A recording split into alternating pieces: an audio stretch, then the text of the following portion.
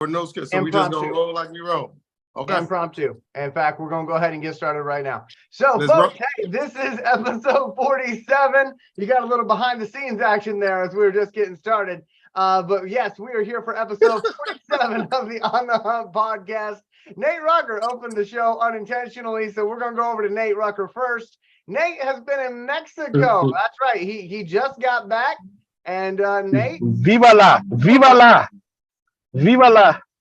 Man, have fun, man. Hey, let's get it, man. Let's get these Lions together. We just got to get these Lions together. That's all we got to do. Get them together, get them together. Reggie Funches, how's it going, my friend? Slow motion is better than no motion, my brother. I certainly agree. Bobby Bless, how are you doing? Man, I'm almost didn't make it, man. I was worked to death this week. It was tough. Well, but hey, I'm here, man.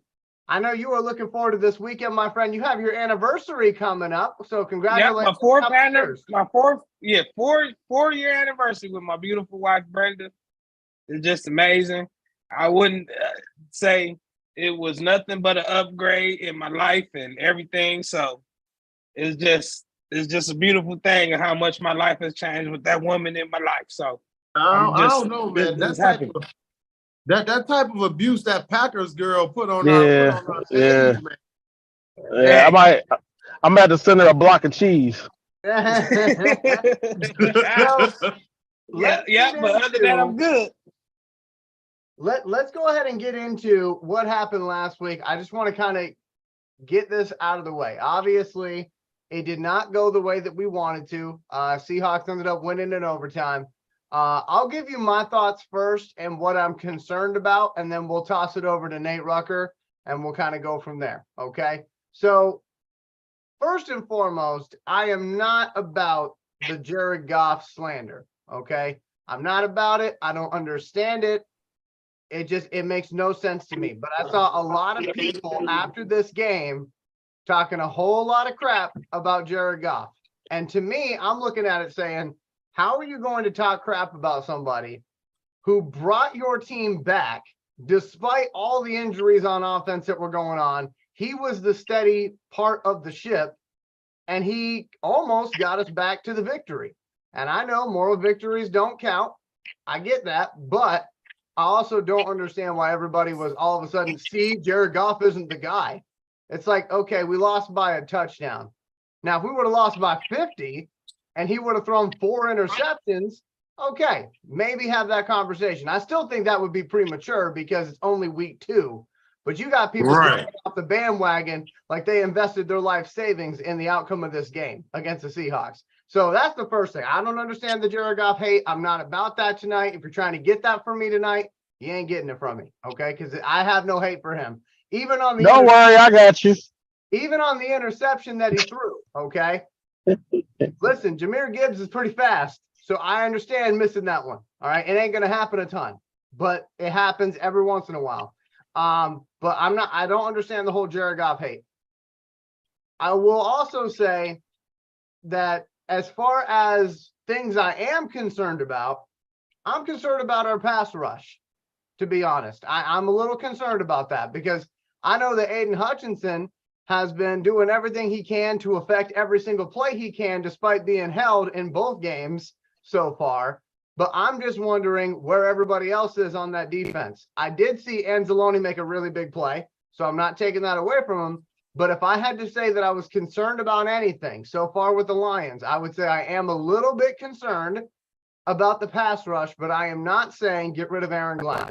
I think this will fix itself, but I like I said, I am a little bit concerned because I feel like towards the end of last season, we were getting to the quarterback on a consistent basis.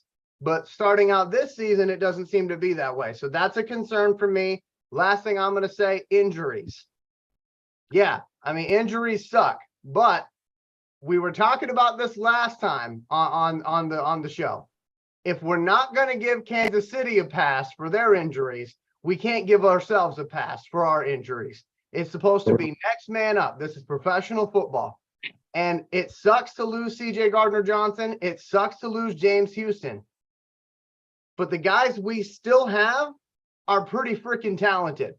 And I think to jump off the ship after week 2 is a slap in their face, in my opinion. Let me toss it over to Nate. Nate, what do you think about what I said? What are your thoughts?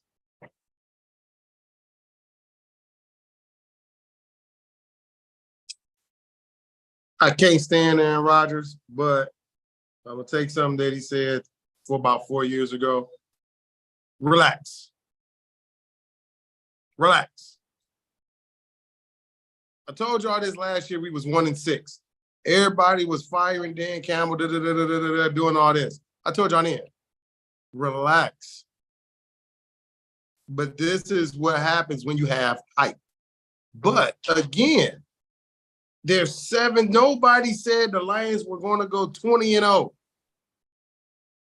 We have to understand that injuries happen, game adjustments happen. And then I seen more people talk about Dan Campbell, talking about him going for it on 4th down. You got to punt sometime. But guess what?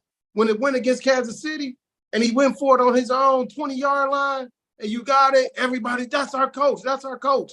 Yeah. When CJ Moore took it 40 yards last year, oh, yeah, that's our coach. That's our coach. Now all of a sudden it's Dan Campbell, you need to punt, play field position. Da-da-da-da-da-da. You can't have it both ways, y'all. Right. You can't. You have to have it one way or the other. So it's either, what do you want? But then you want to complain about the defense. So guess what? If I don't go for it and I punt it, but my defense can't stop at anybody at the moment, guess what? You're going to say, well, we should have just went for it anyway. Right. Like, listen, people, you cannot have it both ways. Unfortunately, as fans, one of our boys, me and Reggie know him. His name is Barack. He say all the time, "This is why fans don't matter." Don't matter. This is why Fans don't matter. Y'all Why so do you even fickle. care? Fans don't matter. Fans Man, are fickle. man, Fans don't matter. He says it so much it's annoying, but it's actually true. But as far as the injuries go, again, these are guys that when you look at last year, people didn't even think they would do anything anyway. Right. So the guys that were drafted in front of them, these free agents that they beat out, this is where your depth come in. This is where you see how good a draft class is. This is where you see how good the scouts and things are. Hell, nobody knew anything about James Houston but me. So it was like, dude, like y'all just have to really, y'all have to chill out. Y'all have to relax. It's the second game of the season. The same plays, the same guy. They went out there, they held Kansas City to what, 17 points? Now y'all mad. Now fire him this, fire him that. Like, find the positive. Derek Barnes. This is why y'all didn't see Rodrigo. Derek Barnes right now is your best linebacker. He's progressing. This team is still young, y'all. Hey, have a drink of pure white and chill out. Red. Look, man,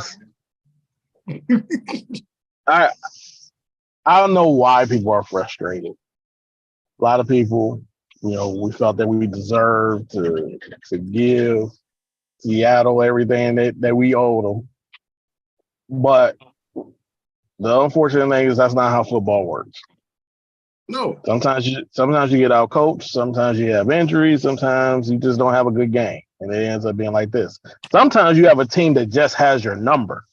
Some teams are like that. Every team has one team like that, at least. Where, I don't know what it is, but we just can't seem to beat these guys. Campbell actually alluded to that this week. He said, it's something about these Seahawks that they're a thorn in our side. So that happens. Now, I will say, when it comes to injuries, while I understand people saying, okay, Kansas City had injuries and, we were able to beat them, so we can't make excuses about the injuries. But I will say, it's one thing to have a guy and that he's not going to play before the game. It's something totally different when you got guys dropping in the middle of the game. Now, That's something way more difficult because now I got to make my adjustments on the fly. This is totally tearing up my game plan. I can't do what I intended to do in this game. So I would say that that's a little bit different. It's a lot more difficult to make the adjustment because basically you're putting guys in a position that they weren't practicing for, really intending to play in a game. I'm taking a special teams player and I'm throwing him out there. I got a guy coming off an injury and I'm throwing him out there. I got a guy, he's supposed to be just a specialist that I bring in on certain downs. Now he's got to play every down. So, that's not easy. And you're doing it in the midst of another team punching you in the mouth. And that's essentially what was happening. Like Seattle is, what Seattle is? They're a well-coached team. It's very similar to what Dan Campbell is working on doing for the Lions. This is what Carroll's been doing for Seattle. He gives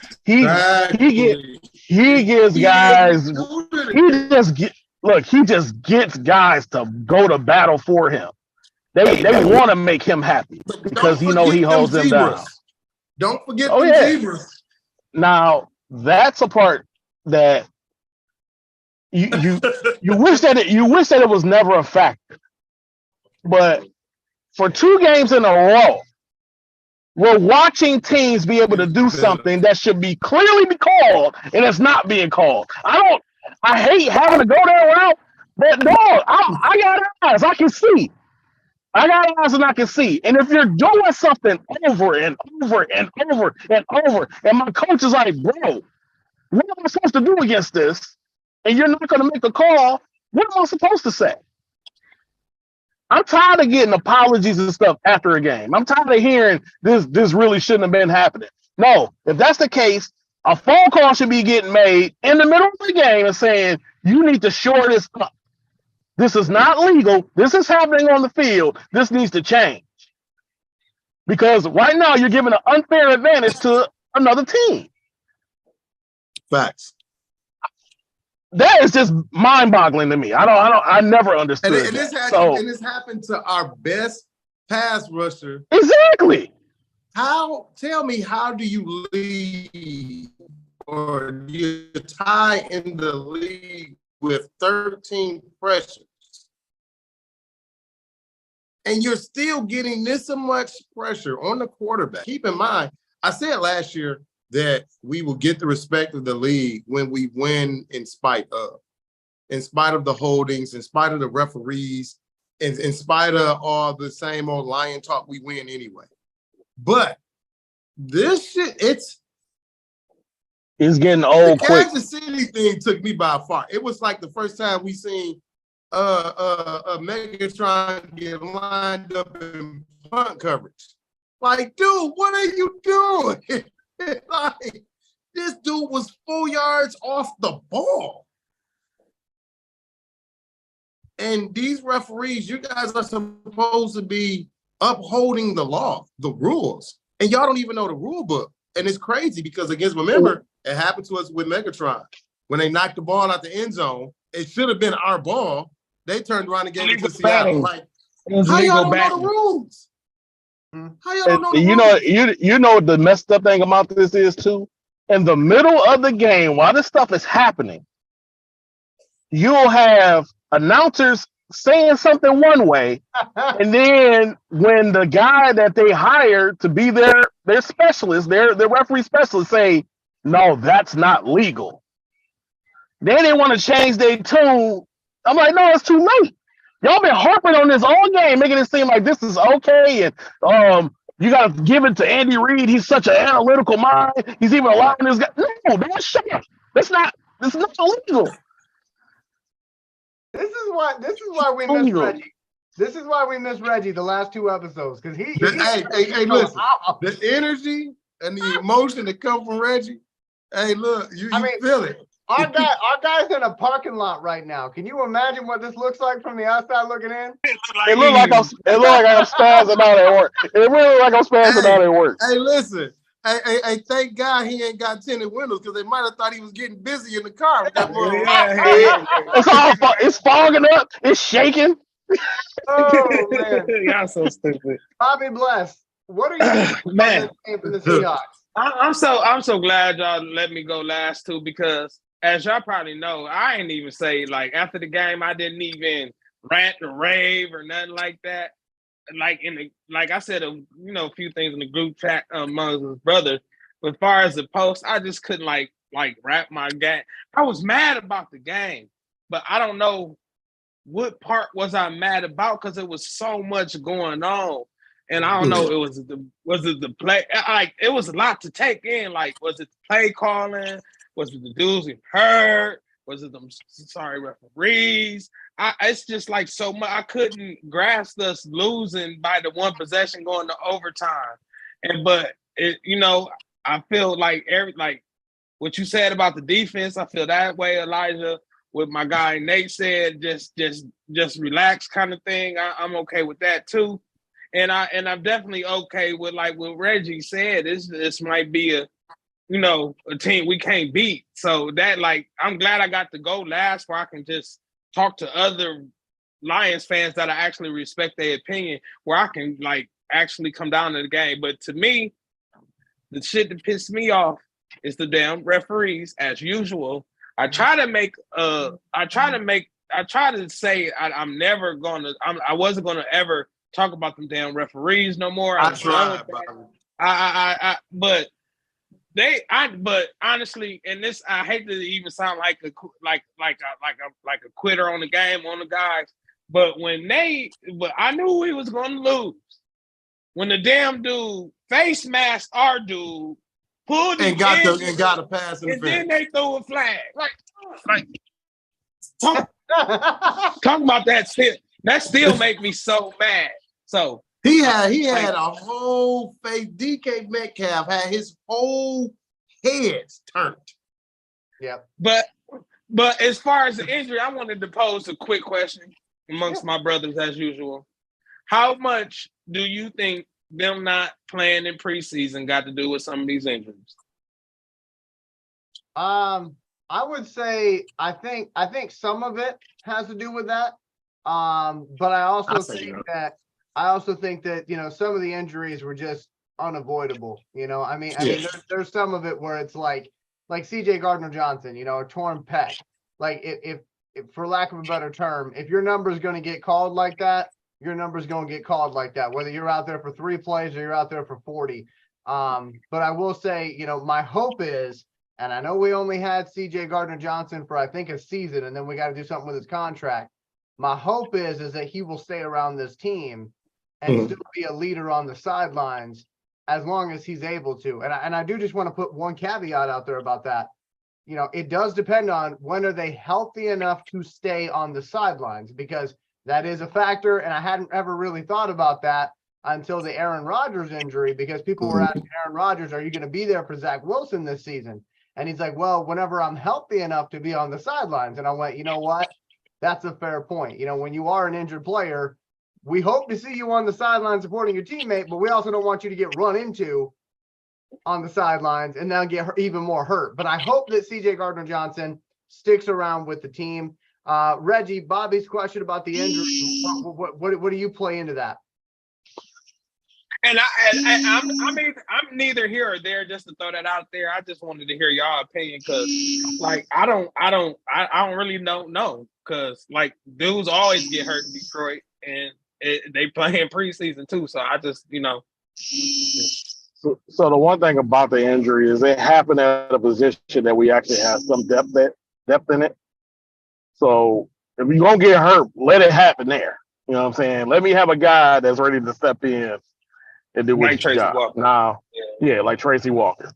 Now, as far as guys getting injured and trying to get help guys get ramped up and stuff like that, that's their prerogative. That's fine. But really, to tell you the truth, this is on coaching. I need my coaches to do their job first. Y'all do y'all job first. Y'all get these kids prepared and ready to do their job. This is the reason why we drafted players. This is the reason why we went into free agent and brought these guys in. Let them show and prove that they ready to do their job. Now,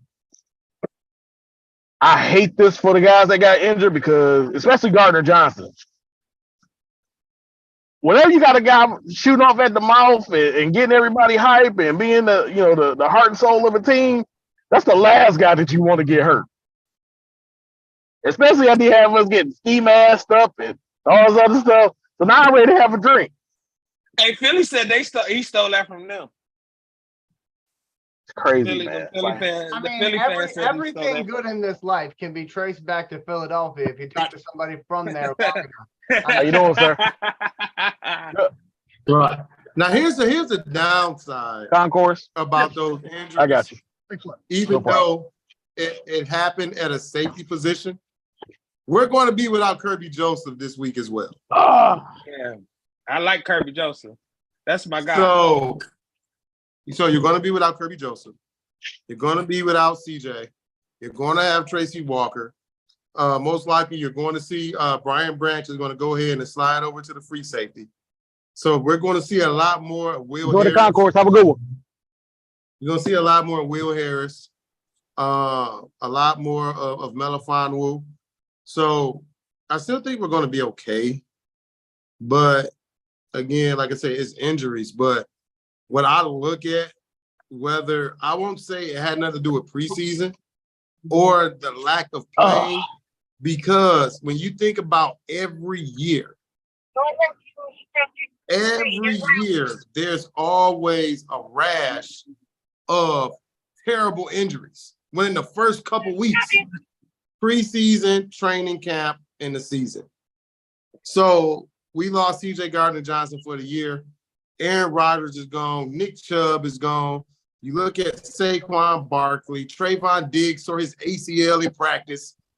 Injuries, it doesn't matter how much you play. If the injury is going to happen, the injury doesn't happen. It doesn't matter how many reps you've gotten. Hey, Nate. Hey, Nate. What do I say all the time? You can't calculate chemistry and health. You can't calculate it. It's not something you can factor in. One thing, that's interchangeable. Injuries are inevitable. It doesn't matter if it's in sports, going to the grocery store, you're on your regular job, or even walking to your mailbox. Like, it just happens. So it doesn't matter whether, like I say, the lack of playing through the preseason or not. But I think what we will see, though, is that Jared Goff is still doing his thing. He threw his first interception. The pass, I think he had to adjust to the speed of Jahmyr Gibbs, who did have a drop. But even after that interception, he's still 350 plus. He's still 3 touchdowns, 1 interception. We were down 10 with 4 minutes. And it wasn't garbage stats either. It wasn't like and we were going to lose. It wasn't a Stafford stat. Hey, now, I didn't say by name. I just said he wasn't throwing garbage stats. That's all I'm trying to say. All right, because listen. All right, I quit. Okay. I quit. That was for me and Bobby. Don't. I'm done with it. I'm done with it. Don't get me started. All 47 episodes. You can always wait for Nate to throw in Stafford somewhere. So there you go. There's one time. There's a one time. Take a shot every time Nate says Stafford. Anyway. I had you bent. Oh man. All right. So let me bring it back to a question I have. Then we're going to get into a topic and get into the Falcons here. So the question I have for you guys, because I was listening to everybody and I didn't really hear anybody really address it. The pass rush for our team. I had mentioned I'm a little bit concerned about it. I think it'll fix itself over time. I do not think that it is a deficiency of Aaron Glenn. I think Aaron Glenn's a good defensive coordinator. I think sometimes, as Bobby pointed out, sometimes teams, and Bobby and Reggie pointed this out, sometimes teams just have your number. But what I am concerned about is the fact that I'm not seeing it on the pass rush side of things. I'm seeing Aiden Hutchinson, but I'm not seeing anybody else on that defensive line. So I want to toss it over to Nate. Nate, defensive line, defensive pass rush. Is that just not going to be something we're good at? Because we are good at stopping the run. I did see the stats on that. We're pretty good there. I think what's going to need to start happening is that you're going to have to see more stunts. You can't come out and just do straight rush. We don't have the guys along that front that generate. It's different when you have 4 guys that have the ability to get to the quarterback. We don't have that.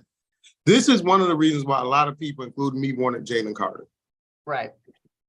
Because that's where I was going, was that some people are gonna be like, hey, why can't we do that? I wanted Jalen Carter bad. Then it goes back to, you can go back to the guys that we've missed, whatever. I trust Brad Holmes. It is what it is. Right. I would love to see Micah Parsons and Aiden Hutchinson. That shit right there would probably make any quarterback shit his pants. But I took Rashawn Gary and Hutchinson. But Rashawn Gary now is coming along finally. But Aaron Glenn has to, and also one of the key guys whose snap count has been down for some unknown reason has been Kaminsky. Right. Yeah. What's up with him? He's healthy. So again, it's one of those, like, I know Charles Harris is healthy. Elaine McNeil, okay, you're healthy.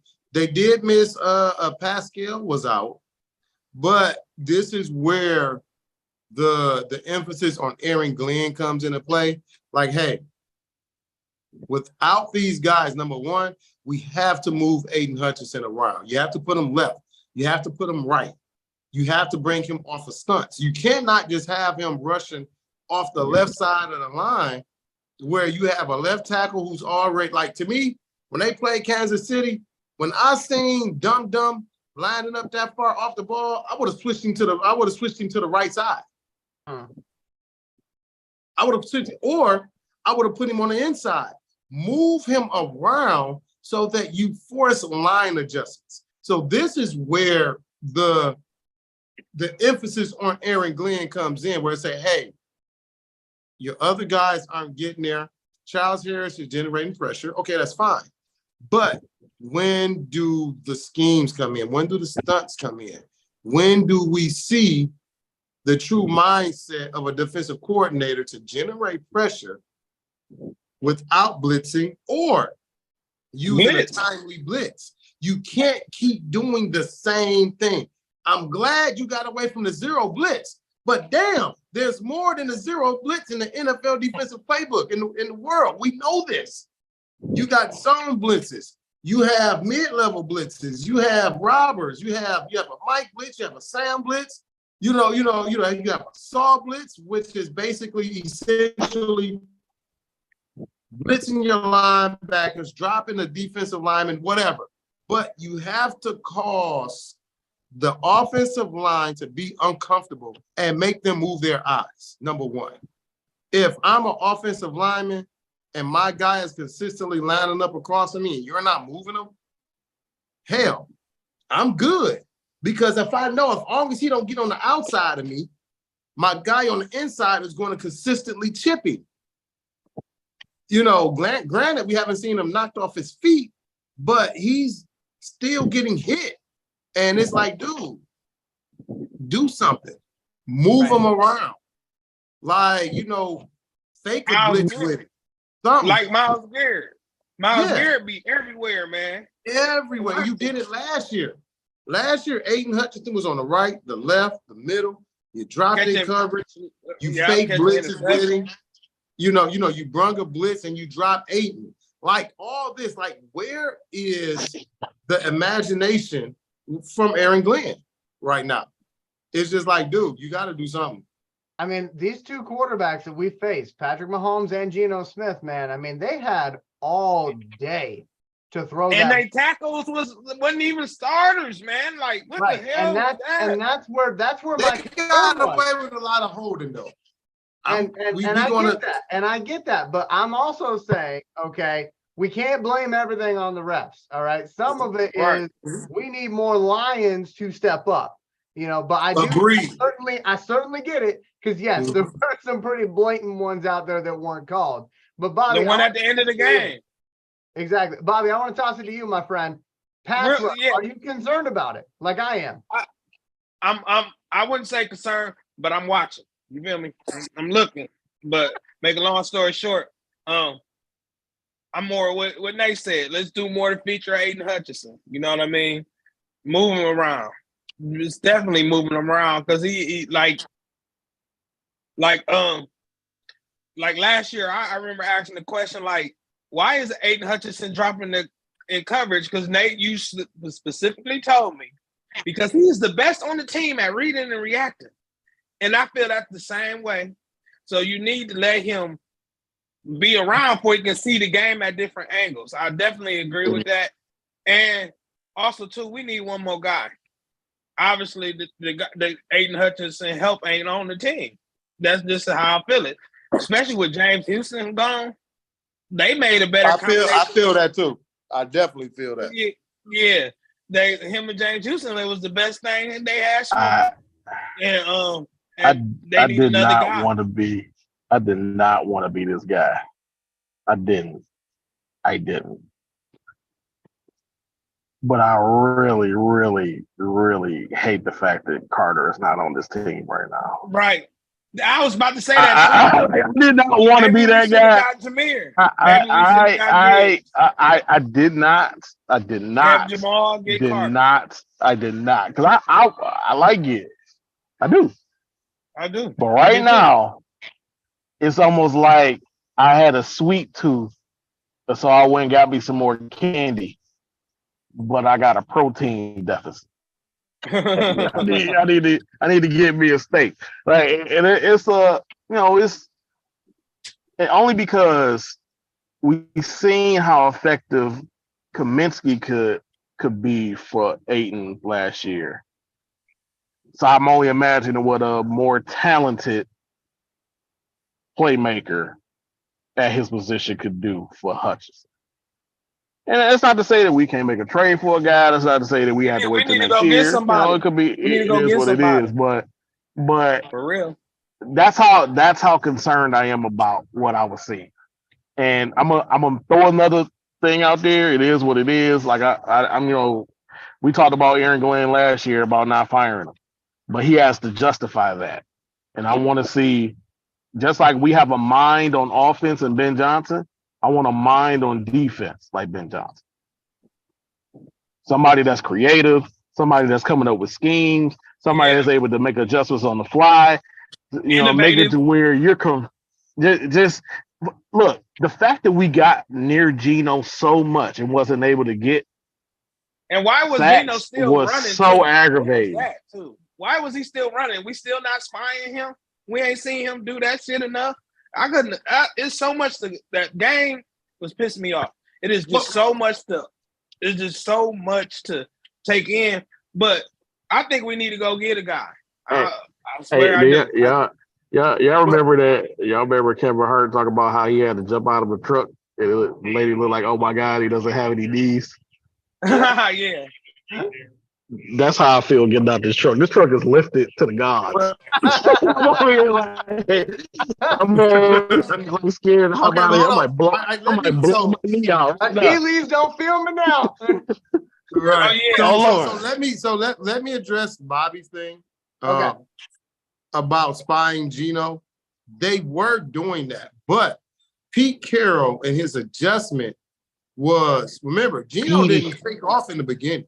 So what they did was they ran a lot of crossing patterns, and then they started running 3 tight end sets. So when you run that 3 tight end set, your spy guy, which is normally your linebacker or your safety, they were covering these tight ends. And so that was the counteract from Pete Carroll. So what Aaron Glenn did to try to counter that was he went to the zone. But our linebackers did not get enough depth. And that's where you seen Geno was hitting them right in between the safety and the linebacker, right over the top. So right in the middle. So when you do that, it forces the linebackers to drop a little bit further, and that's where Geno was able to escape. So it's a chess match.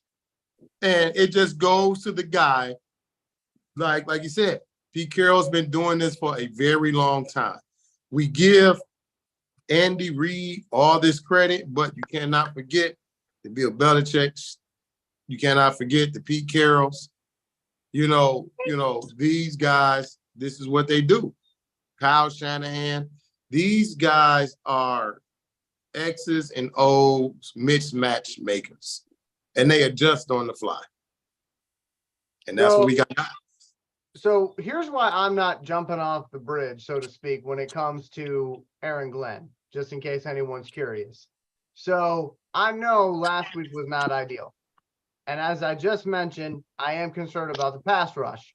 But one of the things that I did notice that was a major improvement in week 1, which I mean, for a lot of Lions fans, seems like forever ago, even though it was only 2 weeks ago, against Kansas City, where we didn't get sacks against Pat Mahomes, we were making him uncomfortable, and our secondary was doing a very good job against those receivers. Yes, there were the drops. That was the big headline. But I encourage folks, the last episode, I encourage folks to go and look at that final drive against Kansas City where our players were actually deflecting the passes. And so to me, I think obviously Aaron Glenn, he played that position. I think that might end up being the strength of this team is the secondary. But you're going to help your secondary out if you can get to the quarterback quicker. So they're not covering for 10 to 15 seconds downfield. It's impossible. Right. Being a former corner, I'm going to tell you. I meant being a corner, I did both. I was a corner and a wide receiver. So, as a wide receiver, your biggest privilege is dealing with a team who doesn't have a pass rush, because even if let's say if I'm running a hitch route, which is supposed to break off at 3-4 yards, right, the ball is supposed to be there. But if that DB's on there, now he takes off. He goes to another read. But because he doesn't have a pass rush, it becomes an option route for me. So now I can play ground and get open. So that's where that comes in handy too. Now, for a DB, in order to make my job easier, where I can do man coverage, I can press him for 2-3 seconds. Yeah. Now I don't have to worry about that. So this is why you had those stats in the NFL where they're talking about quickest release, when they're talking about how much time a guy has to hold the ball. Like the average time for a guy holding the ball in the NFL is 3.7 seconds. 3.7. So the quickest releases in the league are guys are getting the ball out under 3 seconds, 2.3, 2.4, 2.5, things of that. That 1 second makes a difference between a completion and completion or turnover. Right. Tom Brady made a career out of it.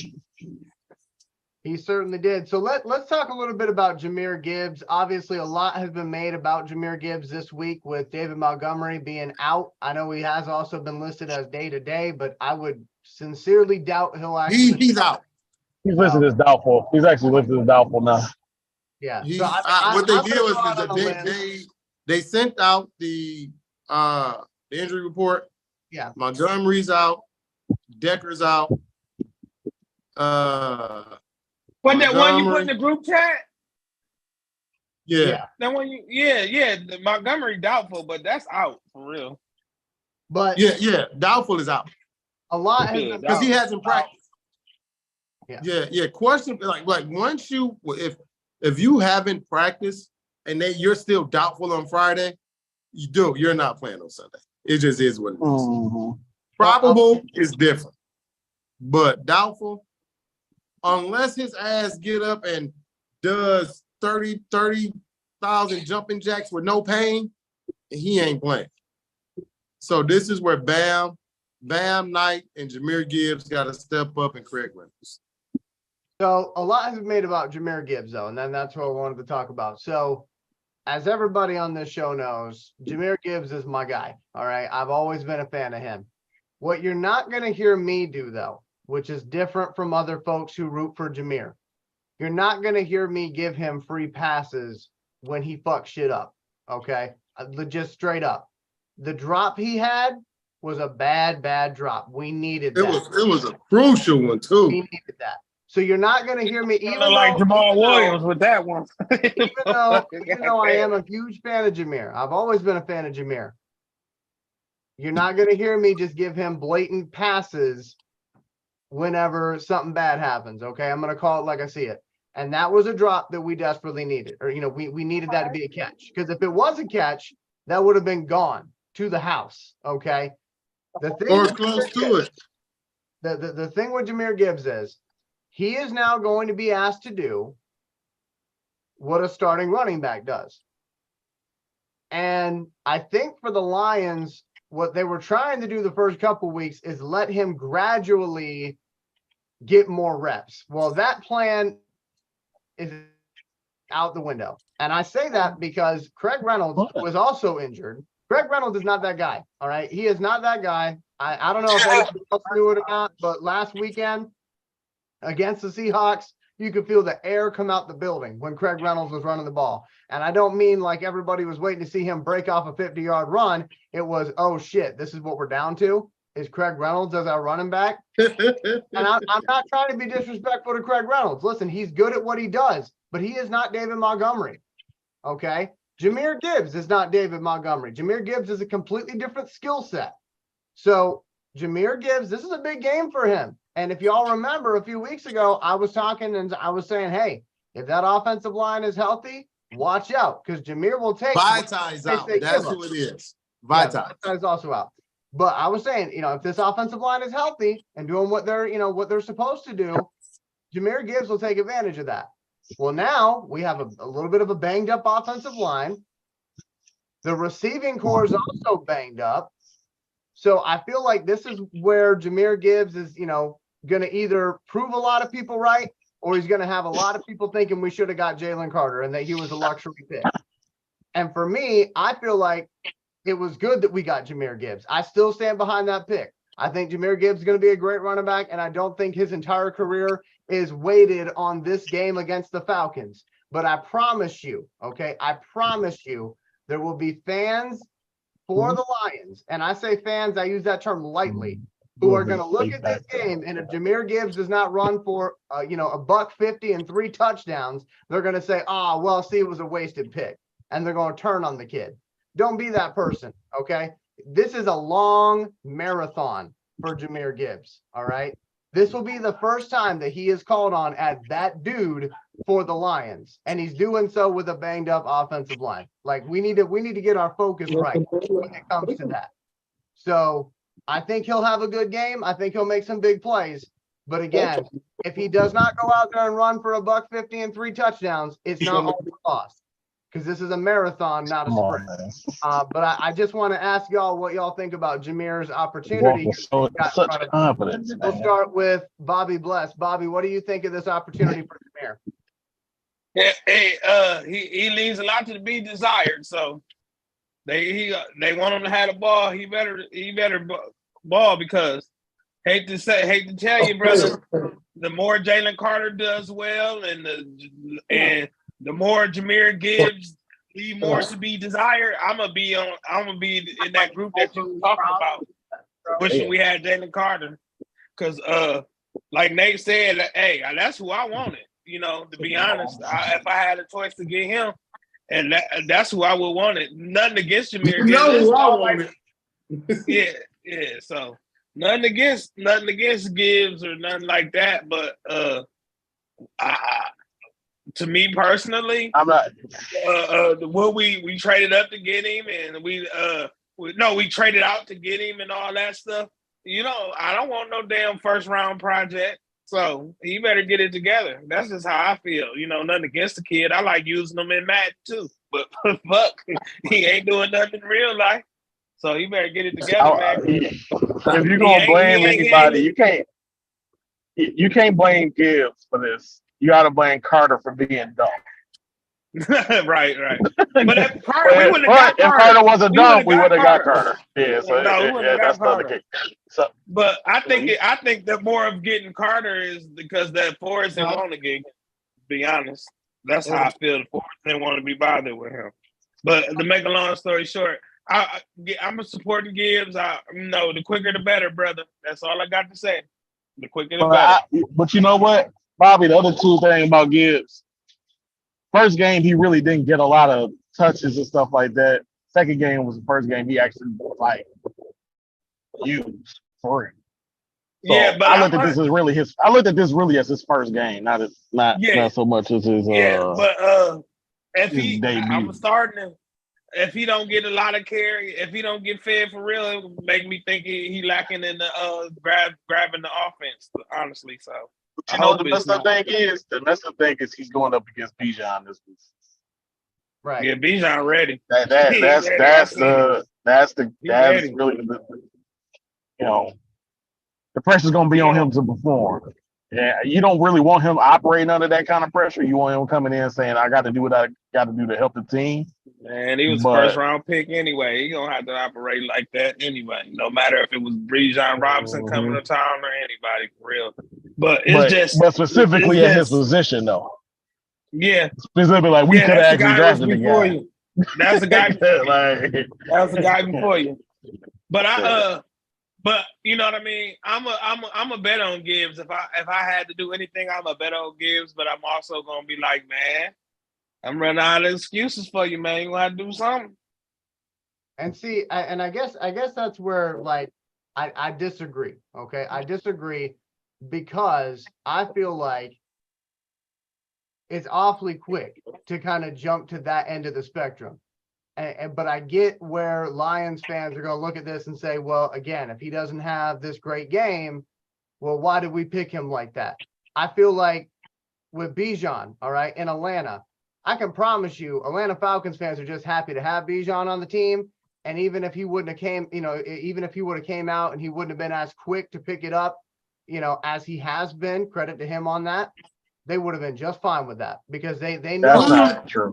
That's not true at all. No. That's not true at all. That's you. Atlanta fans, listen. Atlanta fans are just as bad as Detroit and Philly fans. Ain't no they just happy. The only difference is he has showed glimpses for them to be happy about. So Jameer doesn't have to have 150 and 3 touchdowns, but he got to show he's going to have to outgain Bijan for fans not to say or not to get on his case, especially when he has the chance now. So it's also going to be on him because the pressure he's going to be putting on himself. Because guys know, like Amon-Ra still has the list of guys who got took in front of him. Right. Bijan know who was took in front of him. And don't forget, Jameer we went crazy when the damn dude got drafted. The damn Lions coach of the whole draft office at the Lions went crazy. They ain't went crazy for this, I hope. I love it though. I hope it wasn't this. I hope it ain't. Really the biggest thing is, you know what the problem is. We wouldn't be caring about Gibbs right now if we had won this game. And that's my point. We really wouldn't be talking about him at all like that. That's my point. I will say this. I will say this though. When it comes to first round picks, pressure's on immediately. We got to see production immediately. That's just the nature of the beast. Like if I got somebody like Jahmyr Gibbs that I gave up the type of assets, and opportunity at other guys, but then I'm watching Kieran Williams take Akers' job, and where did he get drafted at? So that's just the nature of the beast right there. Akers never had a job, to be honest. They just gave Akers the job because that was all they had. They didn't even want Akers last year. They've been trying to trade Akers for 2 years. True. So that don't count. But what I'm saying is, Lord have mercy. You had this random dude, not random, but random enough. He ain't Bijan and he ain't Jahmyr Gibbs. That ain't how he was being touted. And to me, that's just how much they did not value Cam Akers. That's what I'm saying. Like nobody wanted Cam Akers. Let's be honest. Like they were trying to get a 5th round pick for him and they couldn't They had to swap 6-round picks, even to trade them. Swap. Now, with that because the way that he ended last season and the way my man was talking this year, they were like they about to give this kid a chance, and then all of a sudden disappeared, which made me think that Cam did something. No, because the way that they were, I'm telling you, the way that they were talking before week 1 even started, and then you come into the game and my man's ain't even getting no carries at all, stuff in a crunch time, he did something. That's football jargon. That's what they supposed to do. He on the team. We don't want his morale to be too low, even though he knows we've been trying to trade him for 2 years. So we have to keep his morale as high as possible. To me, that's what that was. That was just posturing for real. So let's go into obviously the Falcons this weekend, 1:00 game. Let's start off with Nate. Nate, give me a score prediction and some keys you think to this game. Man, I ain't even got no score prediction. I know this. They better guard Kyle Pitts and figure it out because Kyle Pitts hasn't dominated anything yet. But of course, after watching Kansas City tight end score, then the Seattle tight ends, even though they did not go for 100 yards, but they were able to find spots into that zone and be effective. They better guard Kyle Pitts. If they don't, Kyle Pitts will have a record day. He's on my fantasy team, so he can have a record day and still lose, and I'll be happy. Yep. Amen. Bobby. But I'm kind of with Nate, but I'm gonna say my good old 24-14 because I do think that we can stop the run. And I was just looking at Mr. Isaiah Buggs. Buggs is back, so Mr. Buggs is back, so hopefully he can make an impact and show how he deserved to be out there. But I really don't know, man. I just hope we can just be the team that I thought we was in August, because September last week was looking bad. It looked like this. They ain't do the defense. Just the same motherfuckers come back. Number one still shitty at corner. It was just horrible, man. So I'm scared for that defense, man. To be honest, man. And because remember this summer we was talking about what if Jared Goff do this, and this, but the defense still giving up in the 30s and all that shit. It ain't nothing changed yet. Ain't nothing changed. And just for more people getting hurt. So I'm interested to see how these guys come out the gate too. Because to be honest with you, especially on offense, that offense ain't came out like first drive touchdown. It's been, we didn't seen Jack Fox or the man or it's just they need to step it up. They gotta start being the team that was advertised to us Lions fans that don't matter, but we got to see what the hell was advertised. I'm starting to get towards the wolf ticket kind of thing, because even like I was just saying with like Jahmyr Gibbs, man, these dudes had us all excited. But I will say this though, Laporta is a dude. I take him. I like him. Out of all our rookies so far, I think him and Branch is playing the best. But I'll even say Laporta over Branch, because Laporta blocking, he catching the ball, he just being physical, and he ain't jumping in the fucking air trying to jump over people or none of that soft shit. He you know what I'm talking about. Think he an Iowa Hawkeye for real. You're not a real Hawkeye. You're a regular person. But no, he just wanted to tight end to be physical. And I think that we're missing that. I think they need to go towards Laporta more too in this Atlanta game.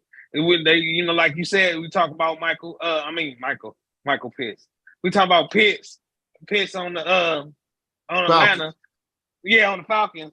But we got a guy too. Let's see what we got with him, because it seemed like he's the only one that's doing the hitting and not getting hit on. So I want to see what's up with him.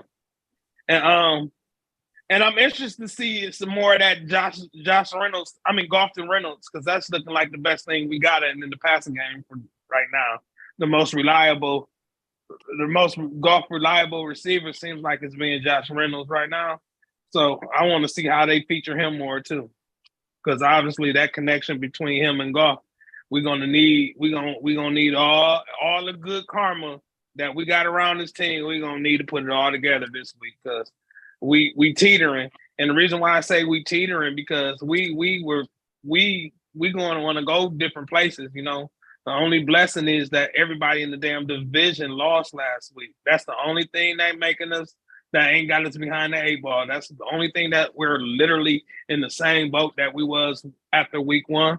So I'm interested to see how we come back off that loss. I don't want to see another one. And we at home too. So it's interesting. We don't lose at home. So we don't turn the ball over at home last year. So a lot of stuff that we were doing last year is starting to leak out this year. So I want us to work through them bad tendencies that looks like we're starting to create. And that's gonna leave us where we don't want to be. That's it, Liza. That's the Dear Abby segment for the show. Reggie, your thoughts on this Falcons game and a score prediction if you have one. I'm going to say 27-21. I'm going to say Jahmyr Gibbs has 100 yards from scrimmage, 1 receiving, 1 rushing. It's going to be the game that he kind of shuts people up. He's going to match Bijan for what he's going to get. And we're going to walk out with a dub. There's no reason why we shouldn't beat Atlanta. I know they playing good and this, that, and other, but honestly, talent-wise, I feel like we have more talent than them. So, that's I think Sunday.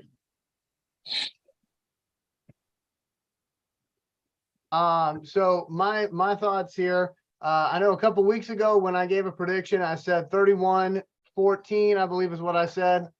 Actually, no, I said 21-14 is what I said. And I also thought at that time, like many of us thought, that we would be, completely healthy on the offensive line and we wouldn't have those issues. So here's where I'm at. All right. And I don't know whether I'll get jumped on by the fellas or not, but we'll see. Yep. As far as the Lions are concerned this weekend, I really do not want to see our fan base turn on this kid, Jahmyr Gibbs. I really do not want to see it. Like, I am not here for that. As I've said before, as I was saying earlier, you don't judge somebody's career based on 2 games. You don't judge somebody's career based on 3 games. For me, I look at every position the same. Back there now. I look at, you have the rookie quarterbacks. I look at the rookie quarterbacks the same that I do the rookie running backs, the rookie wide receivers, so on and so forth. They always back here. Rookie quarterbacks are given time to develop. I think rookie running backs should get time to develop. I think that Jahmyr Gibbs is going to be fine. I also think that he was not being given as much reps because we had David Montgomery. So now that we do not have David Montgomery, let's see what that looks like. But Hey, wait, hold on for 1 second. Elijah, look at this. Hold on. I'm trying to flip the screen. Hold on. Why can't I flip my screen? Okay, there we go. Hold on.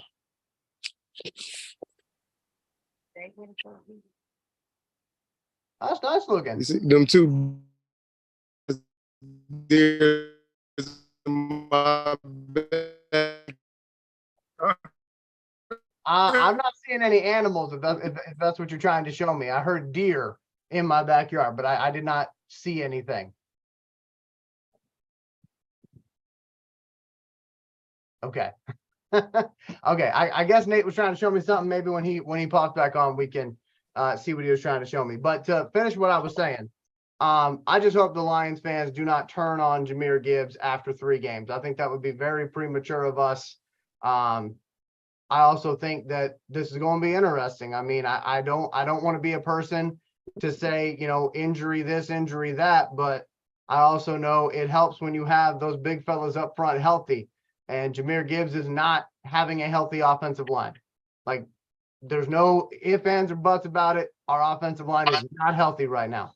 So I'll be curious to see what our offensive line, what those guys coming in to fill those positions will look like, how they will do, because I think that will dictate yards between the tackles quite a bit. It will be how do those guys who are stepping up into those positions, how do they do? My major thing this weekend is I hope, like I said, I hope we don't turn on any of these players, but I know that there's been a lot of talk on Detroit radio about Jahmyr Gibbs this week. And that's why I made a point to say that, because you got guys out there who are making a paycheck saying whatever the hell it is that comes off the top of their head without thinking about the effect it might have on somebody else. And that's where I'm coming from. So I'm more like the human being side of it than the football side of it. I know. But for me, like I said, I just hope our fan base does not turn on Gibbs after 3 games, because I think that would be silly of us to do that. Because I do think he's going to have a great career in Detroit. I really do. I think he's going to have a great career. But if we're judging him based off 3 games, 2 of which, by the way, he was behind Montgomery, I don't see how that's fair to him. That's just me. So that's the point I was trying to make earlier. And I am excited about Bijan versus Jahmyr, because that was a great game last year, Alabama, Texas. So we'll see what happens. I think Jared Goff is going to keep us steady. I think he's going to keep us in this game. Like Bobby, though, I am worried about that defense. So we'll see what happens. But The same. They close to the same. It's just they ain't just blowing coverages like hell, but they getting moved on for real. Yeah. They're not doing nothing spectacular. Like, we should be able to score at will against them. Yeah, you scored 30 points, you should be able to beat everybody in the NFL. Right. Period. Exactly. And I do agree with that. And I also just want to say, I do agree with Bobby that when you are drafted as high as Gibbs was, there is the expectation that you are going to come out and you're going to ball out. But you got to remember this too. Brad Holmes, other guys, they didn't came out and balled too. It ain't like it's just all the other dudes is instant impact. Why is the highest, most valued one not? It's definitely not his fault. But it leads me to believe that it's Ben Johnson. Like, dude, like, to be honest, everybody loved Ben Johnson, but dude, it is literally on his shoulders to make sure that Cadillac, that Escalade is running right. It ain't running right, bro. And everybody want to love Ben Johnson, but nobody want to call him to the table for real about why Gibbs ain't getting these touches. And if at or the other, he already came out before the season. And I hated to cut you off. He already came out and said, we're going to be using Gibbs in unexpected ways. Well, I ain't seen shit. I ain't seen nothing that outside of a Texas. Like, wow. Outside of a Texas route. That's been the only thing they've really gotten wrong with him. So like I said, me and Bobby agree on that. And I think me and Bobby also agree on 3 games is not how you judge somebody. But we both know how this shit goes when it comes to the media and everything else. Because like I was listening, because I always listen to them just to try to get kind of get an ear on the ground, so to speak, in Detroit. I always listen to Valenti. And Valenti's up there talking about, if Gibbs don't get 25 carries, then it was a luxury pick. And I'm like, hold everything. Wait a minute. It's his. That's the wrong guy to listen to. But that is the wrong guy to listen to. But you get what I'm saying, though. It's like, okay, 25 carries. Would I love to see him get that? Of course, I'd love to see him get that. But how many running backs actually get 25 carries in this league? And that's what I'm saying. Is people they get about 20 times. But that's what I'm saying. People in that profession, they say whatever it is they want to say without any regards to how that's going to set somebody up for failure. And that's why I'm saying that the people that listen to that show in particular, if Gibbs don't run for 150 and 3 touchdowns, they're going to be like, see, luxury pick. If anything, he should have 20 to 25 touches. I hope he does. That's different. That's different from carries. And I think, you know what, though? I think if he had 20 carries, he'd make the most of it. But when they're Yeah. putting him in there I here don't and know. I don't want Gibbs running 20 times. Me neither. He need to be between I don't want him 15, running 10 20 and times. 10. He might You need give him 10. 10 to 15 carries, and you give him 7 to 8 targets in the game right. That's as a wideout. and that's what you call a Christian McCaffrey game plan. Right. Yes, that's it. Ben Johnson. If you run him 20, 25 times, you're going to run him into the ground. Yep. And like I said, I agree with you guys on that. And I think we all really agree with where I'm coming from. We do. I'm just saying y'all know our fan base, and I hate to say it like that, but there are certain people I who know. it don't matter. They're ride or die. And there's other people who are looking at it going, this is what we drafted. And it's like, can y'all be patient? Just let it sit there for a minute. All right. Relax. That's where I'm coming from. That's where I'm coming from. But I do think, and Reggie said it, Reggie thinks he's going to have a touchdown on the air, touchdown on the ground. I would love that for Gibbs. I really would. I hope this is that game where he shuts everybody up and makes guys like me look real good. But if he doesn't, and I won't be using excuses about it, but I will say, because it's a fact, it's not an excuse, look at our offensive line. It is not the picture of health right now. And there's only so many times, Nate will tell you this, there's only so many times you can run east-west before they tell you the truth. down. To tell you the truth, that's more of an excuse for Montgomery. I think that's less of an excuse for Gibbs. I'm just saying, there's only so many times you can run east-west before they start cutting it down. Right, have but to have see, between but I think you're going to tackles. you'll probably see Craig Reynolds or Knight yeah, run more in between the tackles. You're going to see Gibbs get a couple carries there, but his game is going to be in the air. see, but It's gonna be this in the is receiving what I want people to think He a about. scat back. Just keep it honest. No. He's not. He's not even a scat back. This is the same thing. That's what Javid Best was labeled as. It's just learning the blocking scheme and trusting your guys. Right. So it's the same thing with Javid. That take repetition. Javid That take Best, repetition. when he first came to the league, would break everything on the outside until he realized, wait a minute, All the room in the inside is on the inside. And that's when Javid Best became very, very good. And everybody's expectations went through the roof because the quickest way to a point is straight ahead. Mm-hmm. I'm still sad to this day for that kid, man. So once Jameer realizes that, hey, you're not always going to beat everybody to the edge. Right.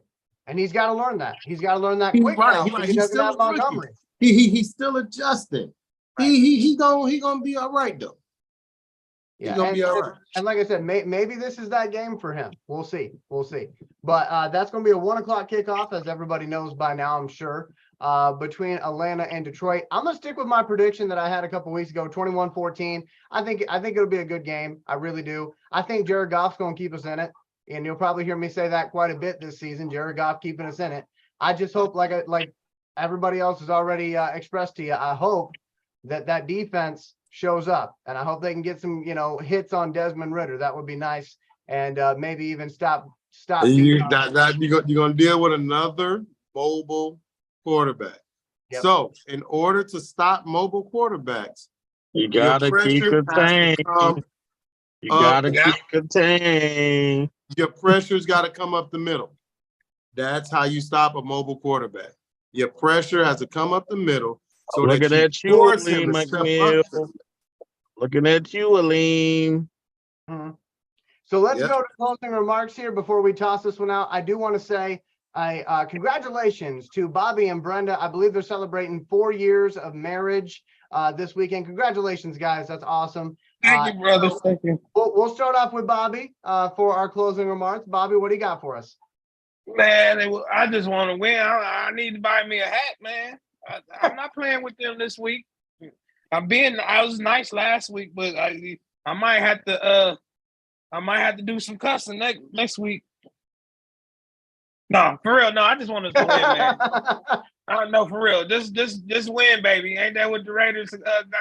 Yeah, Al Davis. Win, baby, win. Yeah, I'm through with all that. Just win. I don't even care how you bring it to me. Just bring it. Just give me the W. Just bring it to a W, man. That's all I want, man. Because I'm sick of this shit already. That's 1-1, and Bobby's like, I'm fucking done with y'all. Get your shit. yeah, I'm sick of this shit. I'm sick of this shit. Imagine if he was a Bengals fan. My God, that would have been a different. Oh man, hey, some of them, boy, they turn cold as hell, man. They stopped showing up for work. They're calling out. Yeah. They was calling them who they ain't they, or somebody said who they ain't they, or something like that. I was bro like Nate Rucker, closing remarks, my friend. Win, baby, win. yeah, I need that W, man. Real talk. Super simple. Nothing more, nothing less. Just win, baby, win. Reggie, closing remarks, my friend. I don't want to hear nothing else about no SOL. That word came creeping back Man, into existence. It's making me sick. So It's quick. making me So sick. I don't want to quick, hear too, no. that word came back so damn quick. Nate was like, y'all are foolish out here. Anyway, go ahead. Sorry. But Reggie. I don't want to hear no excuses. I don't hear them on the offensive line. Y'all all getting paid. You know, there's people out here struggling, but they sit up here trying to support y'all. So bring home a dub and quit making excuses and do what we got to do. Like, we got all the talent in the world. You know, one guy's done his job. I've watched the GM do his job. I need to watch my coaches do their job. So bring home a dub. Be who you're supposed to be. Amen. So for my closing remarks here, fellas, obviously I just want to thank the fellas once again for another week of hard work. It takes a lot to put this show together, and every week these guys show up with everything they got. So I want to thank them once again for that. Also, want to remind you as well, if you have not already, and I was a bad YouTuber today because I forgot to remind y'all to do this. Like, comment, and subscribe. It helps us out more than y'all know. So please make sure to like, comment, and subscribe. We are on our way to 1,000 subscribers, and we need your help to get there. So help us out by doing that. And as far as the game itself is concerned, I'm just going to reiterate what I said earlier, but not go on a long spiel about it. Don't turn on these players, okay? It's only 2 weeks into this season. I understand we all got PTLD, okay? I get it. It's 2 weeks, all right? Hopefully, they're going to give us a win on Sunday so we don't even have to talk about that, because I know for me and Bobby and Reggie and Nate, we are all counting down the weeks until we can let one of our other Lions out the cage and Mr. Williams. But it's going to be a couple weeks before we can do that, and then we can really start taking the top off of a defense. But in the meantime, it would be nice to not limp our way to week 7, okay? It would be very nice to not have to do that, right, Bobby? Hey, all I know is this. I agree, but if I don't get a victory formation, I'm going to be very depressed this week. So hopefully we'll get to do a happy show next week.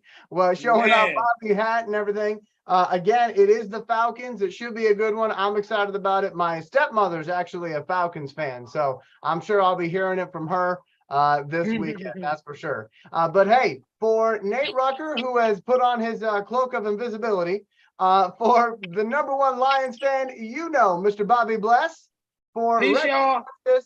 and for myself, Elijah Winfrey, we bid you farewell, and hopefully you have yourself a great evening. If you're watching this tonight, if you're watching this tomorrow morning, you know what to do. Be good to yourself, be good to others in that order.